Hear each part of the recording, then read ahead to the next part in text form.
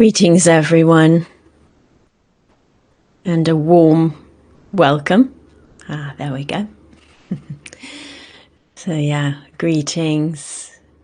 Good morning, or afternoon, or evening, or night, wherever you are. Really welcome to this session of daily meditations here in Bridport in West Dorset, southwest England. The sky is a very, very deep, dark blue, so just beginning to lighten up.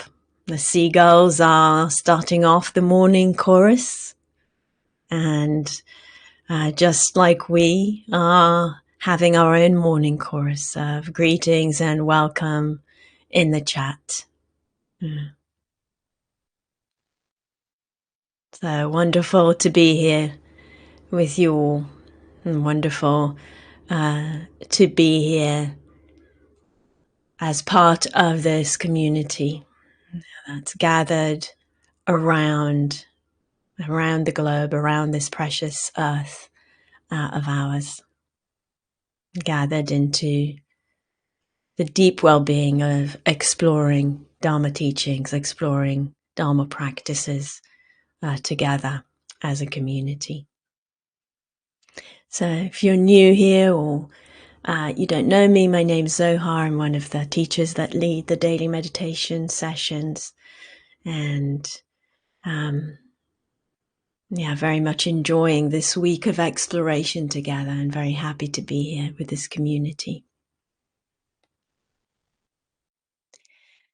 And today, I'd like to continue the thread of our exploration of awakening in the midst of life, continuing to explore the possibility to open, as we were doing yesterday, really supported by the capacity to pause and to notice our experience, and then to invite relaxation and softening with what's arising, and then that possibility to open. And yesterday we were using sounds in particular to support this natural opening of awareness. And we were exploring the range of awareness that's available to us, how it can be quite focused on a particular aspect of experience, and then that really can support grounding, and how we can explore opening it to more and more vastness, more and more expansiveness. Today, we're going to explore opening, but opening to a particular aspect, a specific aspect of experience, that we can see both in a focused attention and in a vast attention. And that's the inconstant unfolding nature of experience. So rather than it being fixed and limited, and kind of frozen in time, actually opening to just the way things are changing. So I was mentioning, the color of the sky here. So for those of us where it's morning, we can see that very clearly, or evening. The color's changing moment to moment. It's not a fixed color in these in-between times, but actually that's always going on. There's always some degree of inconstancy in experience, and that depends on the resolution of our gaze, of our lens. But what we're interested in is really to see what happens when we kind of station ourselves. We like to use this phrase, at this cusp of the moment, like on the wave of the moment as it's unfolding. And this is a way of seeing. It's a way of looking. It's not some kind of absolute truth that you need to agree or disagree with. We're just interested to see what happens when I station myself at the cusp of this unfolding moment. How does that impact experience?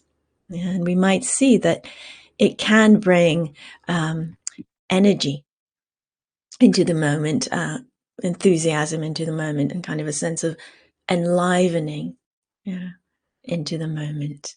Yeah, just that sense of, this moment right now, what are the possibilities? Yeah, what are the possibilities? I can share from my own practice. The last few months, I've been really interested to have an evening practice as well as a morning practice, which is, for my particular body, mind it's a challenge, because in my daily life I tend to be tired. My system really starts to shut down at a certain point in the day.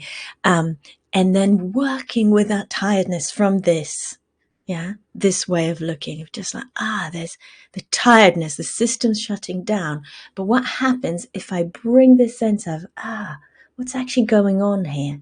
Looking at and through the lens of inconstancy and unfolding, and not taking that as something fixed. Yeah, so it could be really interesting to do. And then both in the moment, there can be a little bit more energy. But the interesting thing, if you've ever worked with tiredness in practice, kind of on an ongoing way, you see that usually, not always, but usually that tiredness at some point will also open into energy. Then the tiredness may come back, but there's certainly not just a one directional movement.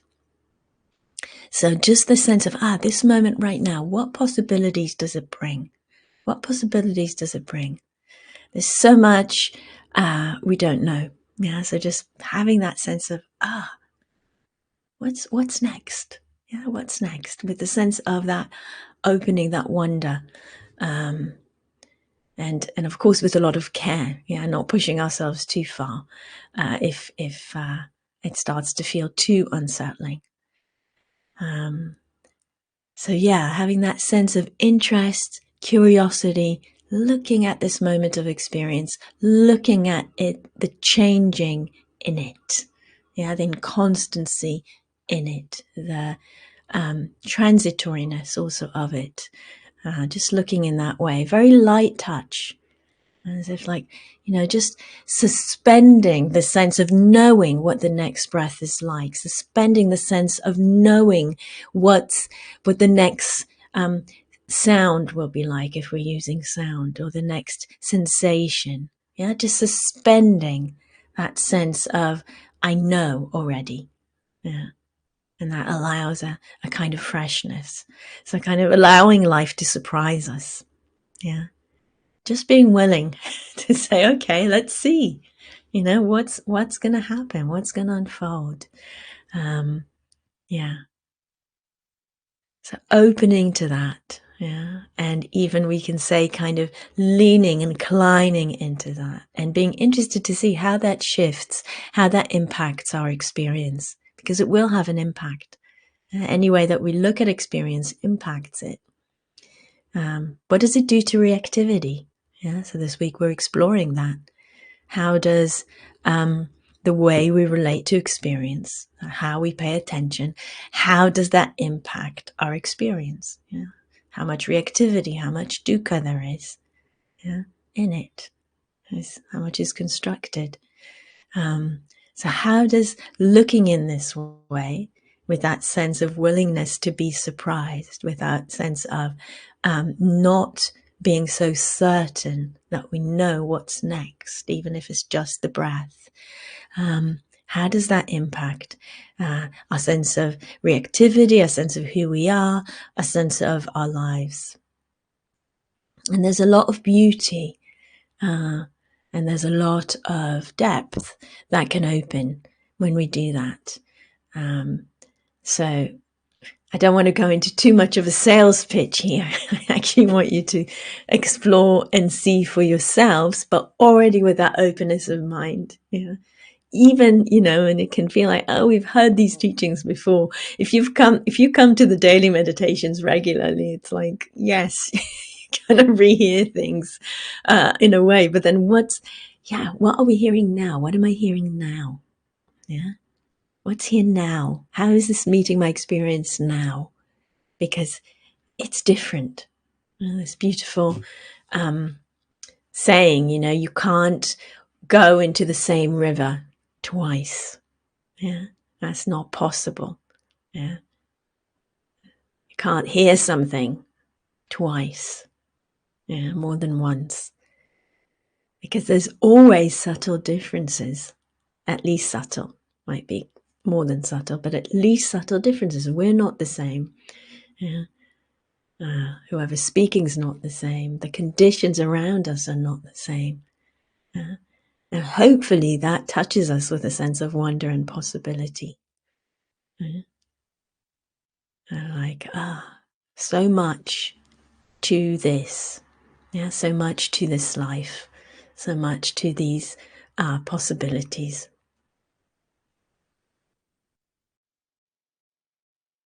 Yeah. Okay. Let's practice. Yeah. Let's practice. So, if you're not already in a appropriate posture for meditation, then taking the time to find your posture and to settle into it. If you are already in your posture, also taking time to check in, to settle in.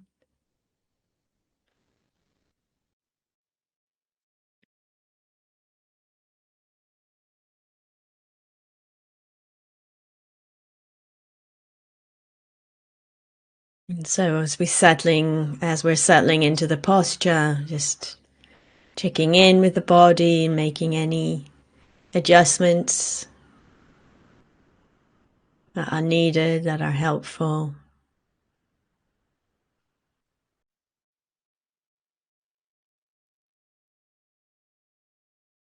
So that there is the optimal, the best possible in this moment with these conditions, alignment of the spine, uprightness, ease, stability, steadiness.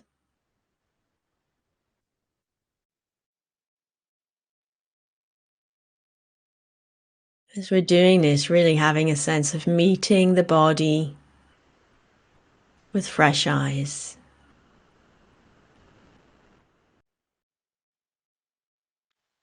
Not the same body that was practicing yesterday or last night.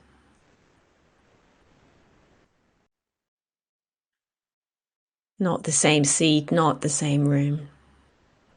Not in the way we take it to be. Changing.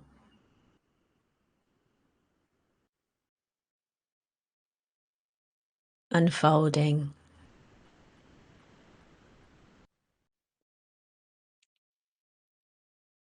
Hopefully, as we bring this in, we can have a sense of the preciousness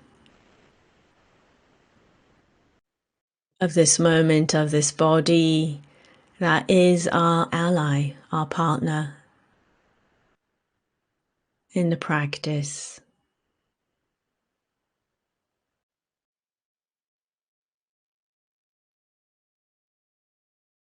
And tuning in already to that intention of kindness and care.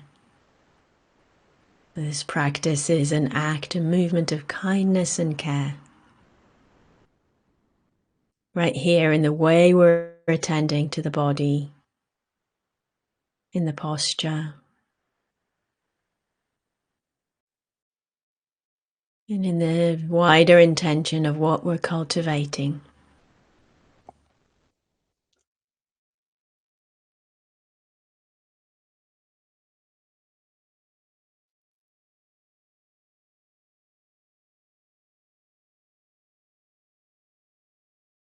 Already awareness more fully in the body. And we can take the time we need to ground it in the body with kindness and care.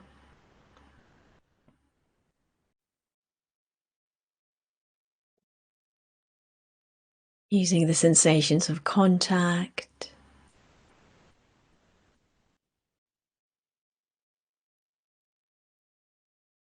as a place to gather and collect the awareness.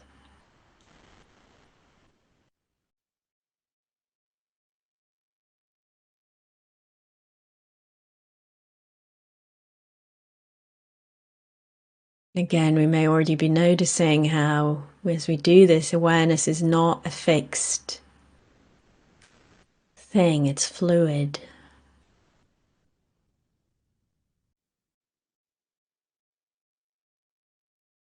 Sensations of contact also not a fixed thing, fluid,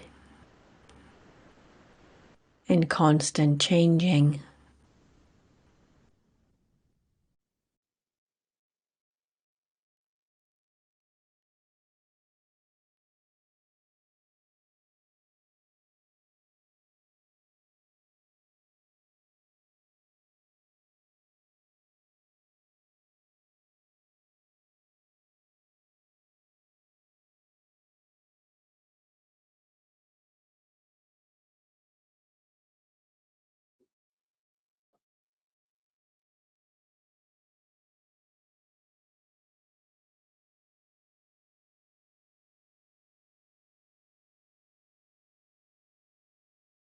And then gently tuning in to that fluid, alive, non-fixed nature of awareness, inviting it to open through the body, letting it widen,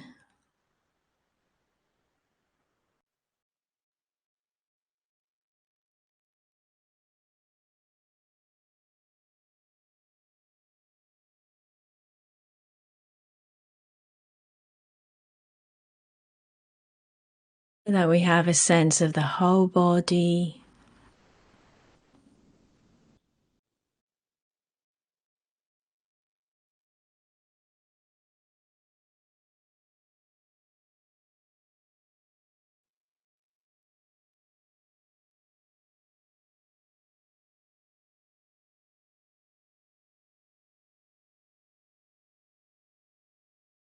And opening to choose our anchor for this period of practice.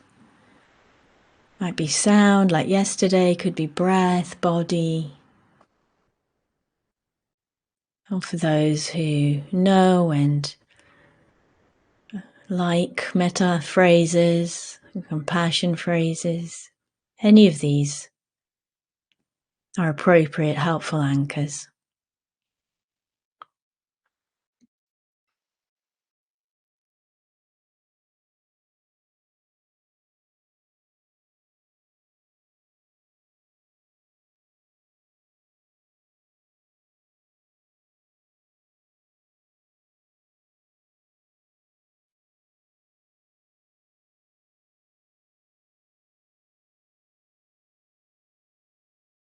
And we're supported in the practice by this capacity to pause and notice, the invitation for the body and mind to relax,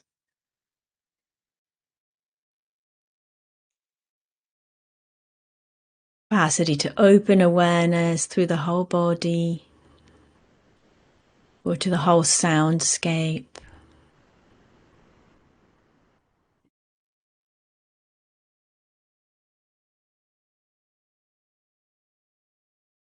And then attuning in this moment with the anchor in particular. Tuning to the inconstant, changing way it unfolds. Just really gently, kindly, curiosity opening to see how is this breath arising and changing, or the sound appearing and disappearing.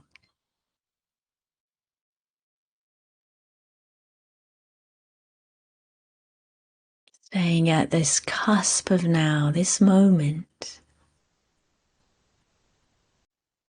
and it's unfolding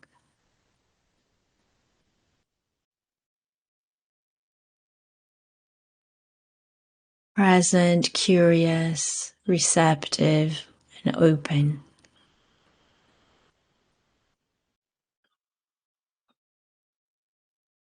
What's the next breath going to be like? Or the next sound? And can I stay steady with its unfolding and in constant movement through awareness?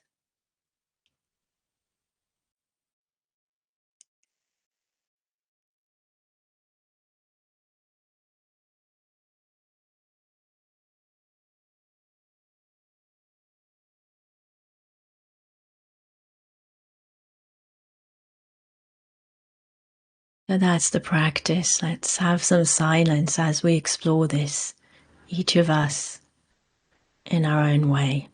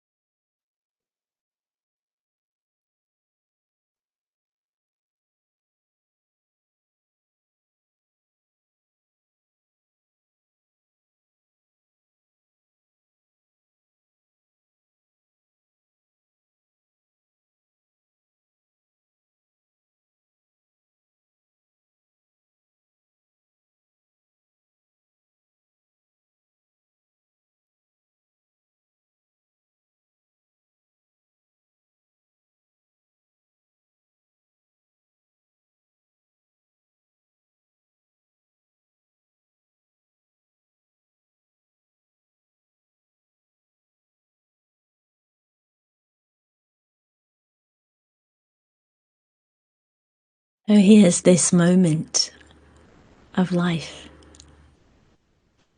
Here, right here.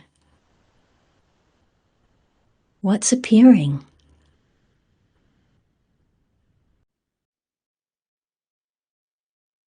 Whether we're with the anchor, the breath, the sound, or whether we're distracted in this moment, distraction is appearing. These are all appearances. Can we tune in to their inconstancy? Letting go of reactivity.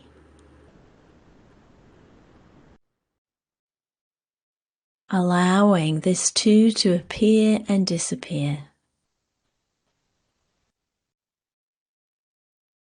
Gently guiding our attention to the anchor that we've chosen for this period. Opening awareness to the way it emerges and unfolds, comes together and dissolves. This breath, this sound, this body sensation, again and again, opening to it.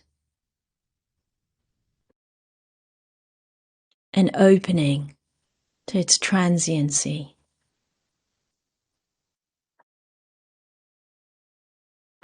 With gentleness, with curiosity, with wonder.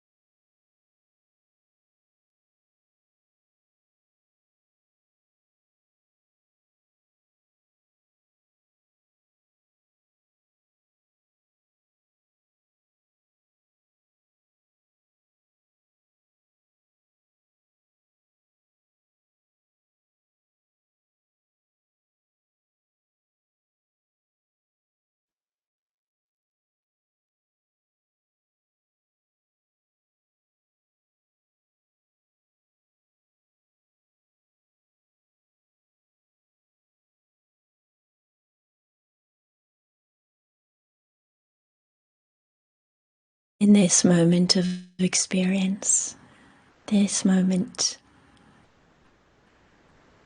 can we gently open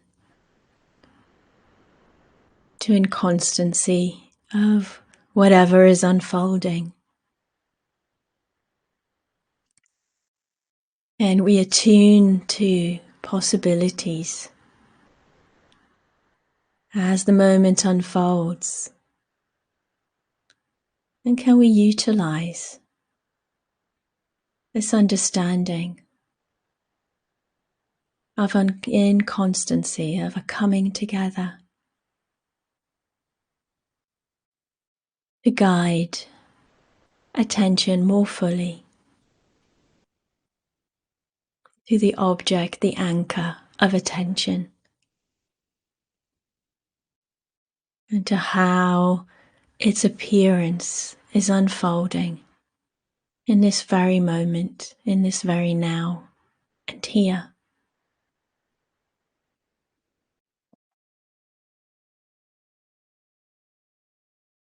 Unfolding and changing right here in this body, heart and mind, in this very moment. Appearances appearing and disappearing, appearing and changing, resting into that with aliveness, with spaciousness, opening to feel this and taste this again and again.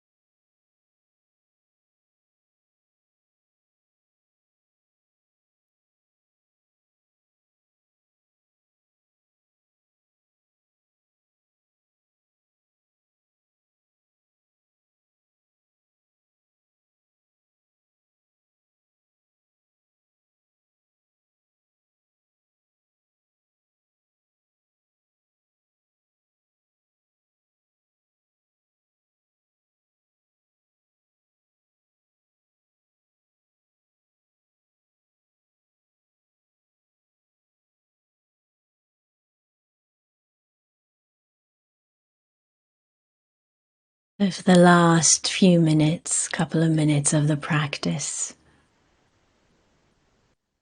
what's here and what happens when we meet it in its changing, transient nature, seeing the inconstancy, opening to inconstancy, curious and present. What's that like?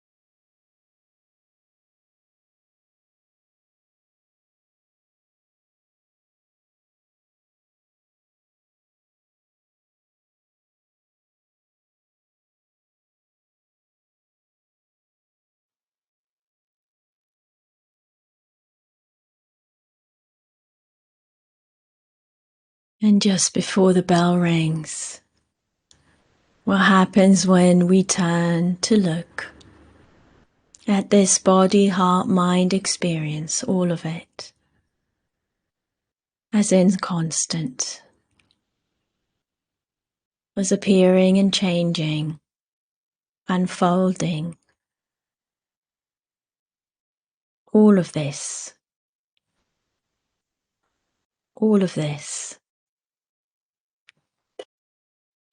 inconstant, changing, coming together and unfolding, fluid. What happens when we look this way?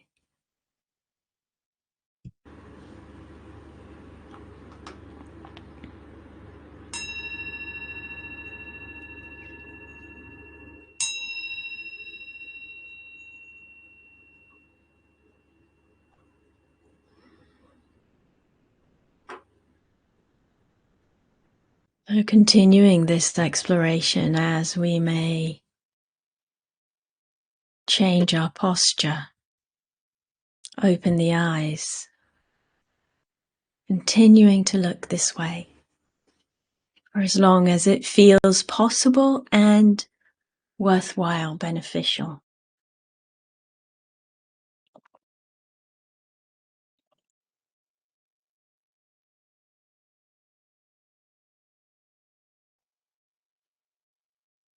And we can have this reflection perhaps through the day. What happens when I remember to look at this body, heart, mind experience as not fixed, not constant in the way that I habitually take it to be? And what happens when I also see others in that way? What happens when I see the world in that way? Yeah, inconstant, changing, appearing and disappearing. Yeah, hopefully that can bring a sense of wonder and of preciousness, at least. Yeah, at least. So in a moment we'll open to questions, and there's two ways to ask questions.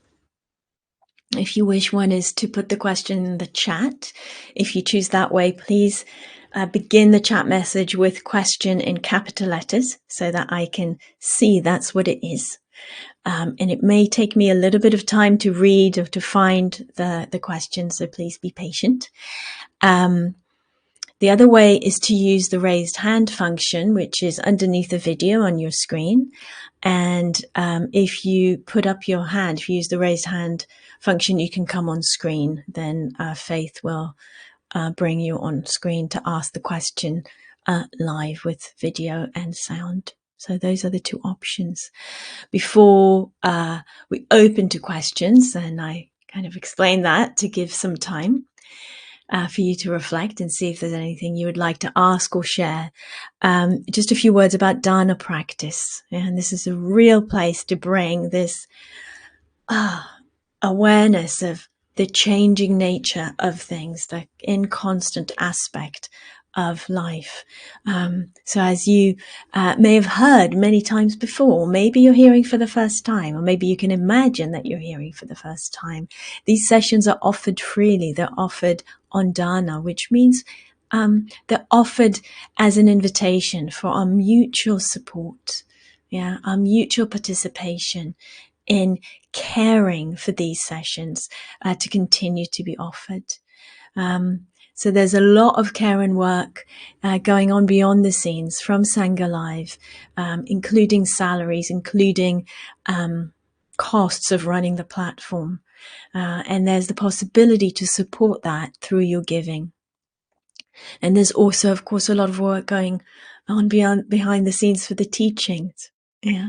Sometimes I say to it's not just this hour that I'm here on the screen. Yeah, it's the years of practice. It's the time of preparation. It's all the admin that goes on beyond the scenes, all the service that goes on beyond the scenes for Dharma teachers like myself.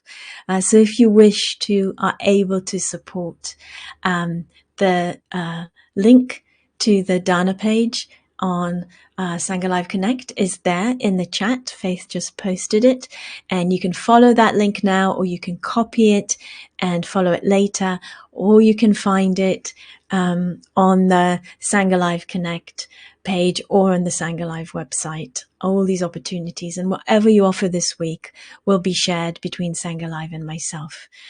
So received with much gratitude, whatever you're able to offer. Even if you're not, you're offering other things that are as valuable. So let's see if there's any questions, reflections. Everything is welcome on the practice today and the teachings today, anything else we covered this week, or anything to do with your practice. It's all really welcome. And this is the for me at least, I find these really rich. So let's see what comes in the form of questions.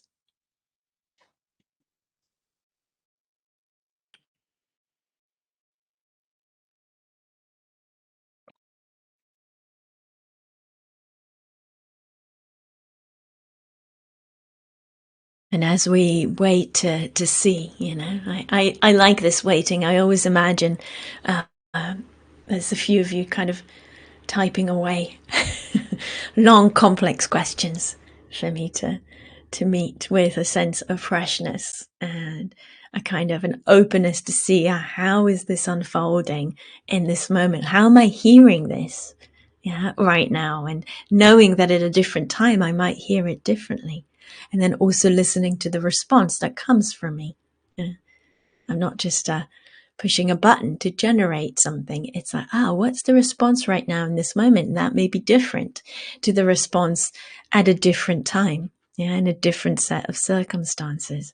So it's a real opportunity. I'm hoping to kind of bring this across in every moment of experience. And sometimes it can be really interesting to bring that to things that we've done a lot, that we do a lot.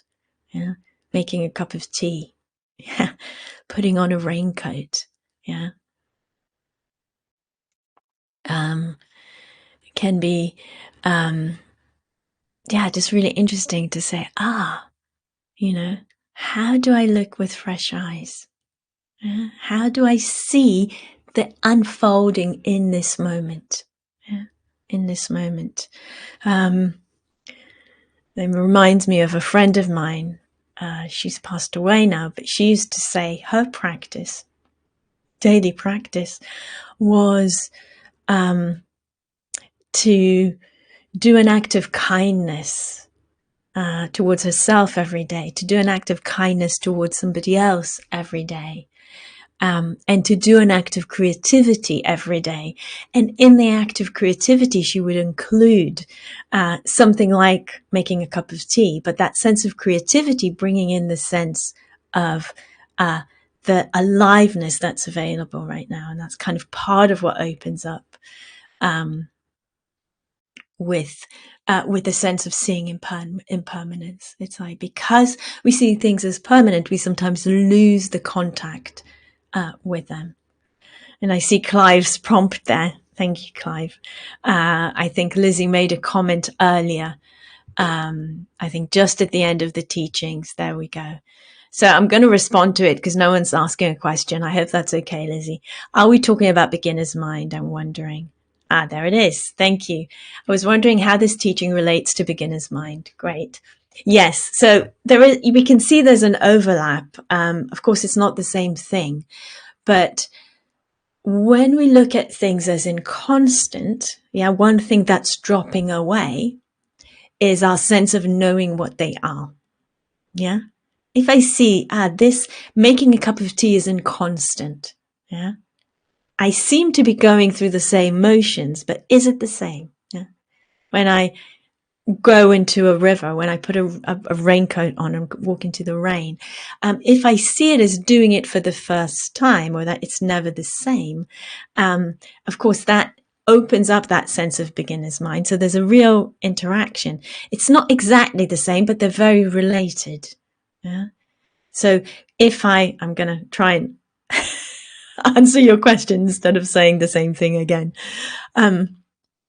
If I'm looking at something and saying, how is this unfolding, or how will it unfold? Yeah, what that brings is the same freshness that looking with beginner's mind will do. Yeah, seeing it as if for the first time, which is beginner's mind, brings the same kind of aliveness that's saying, how is this unfolding in this moment? Yeah. Yeah, so we can say beginner's mind maybe is one aspect, or one flavor we can bring to seeing things as in constant. Yeah. In both of them, there's this kind of dissolving of our sense of expertise, and like, I know how things are going to unfold. And when I know how things are going to unfold, I'm fixing them. Yeah. I'm making them a something that's permanent, but also that has a essence, that I can name and know, and then relate to without actually being in contact with the thing.